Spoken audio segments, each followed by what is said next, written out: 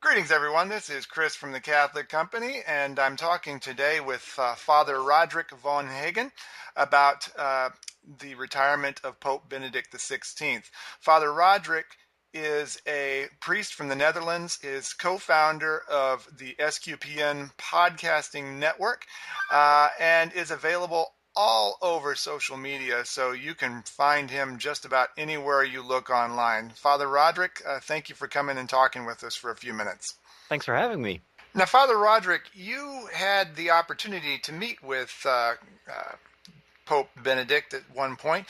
Can you share a little bit about that personal experience? A couple of years ago, I was invited to speak at a very Italian conference for, let's say, communications experts from all the dioceses in Italy. And Italy has a lot of dioceses and a lot of bishops.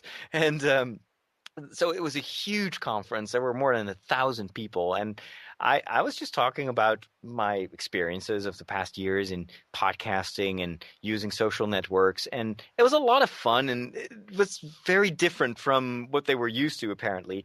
I've been even though I live in the Netherlands in Europe, I've been very much influenced by, let's say, the American approach to communications. And apparently for a lot of the Italians, that was something new and refreshing.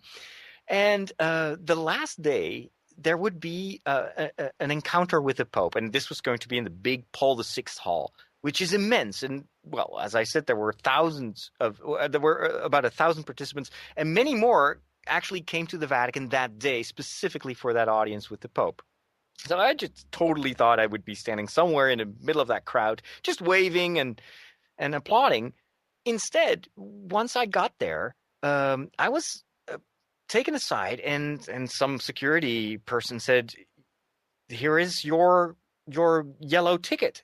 So I was looking at the ticket, and it said, and I felt like Charlie in the Chocolate Factory getting that golden ticket, because it said I would have a personal meeting with the Pope, and I felt like Charlie Brown there. Like, oh, not Charlie Brown. What's his name? Charlie Bucket or Charlie Bucket. Charlie Bucket. It was totally unexpected. So I was sitting there right in the front row. The Pope had a fantastic talk about new media, and that was the first time that he said the priests should be in these new media. That is a new continent that we have to go to as missionaries. And to me, that was, of course, music to my ears, because that's what I've been doing for many years. And now I had the Pope behind me in a way. So that was exhilarating. And then after the official part of the audience was done, people stand in line, wait in line, and by person, they get to see the Pope, shake hands, and then usually they get, pushed away again. So very brief encounters. This is a bit formal. However, I was the last one in line. There was no one behind me. And when I approached the Pope, I was actually still using my cell phone to film it. And at one point, there was a security guard that was like, no, no, no, no, no, you're not going to film this. So I put it in my pocket. And then I end up in front of the Pope. And I had all the time in the world, because there was no pressure, and the Pope was just listening, and as I was introduced by a cardinal, and then I talked with him for a while about what I did, the work in new media. And what I will always remember was how extremely attentive he was. He was just one very tangible experience that I didn't expect was he took my hands and he held them for the entire conversation. And the Pope has extremely soft hands and warm hands, and it was so strange. It felt grandfatherly. It was like and so I was totally at ease. It was as if I was talking to my grandfather, and he was listening, and he was curious, and I mean, it was amazing, and I felt so affirmed by that, and I don't know. I think the whole encounter might have lasted only 3 or 4 minutes, but to me, it lasted like an eternity. It was as if time stood still.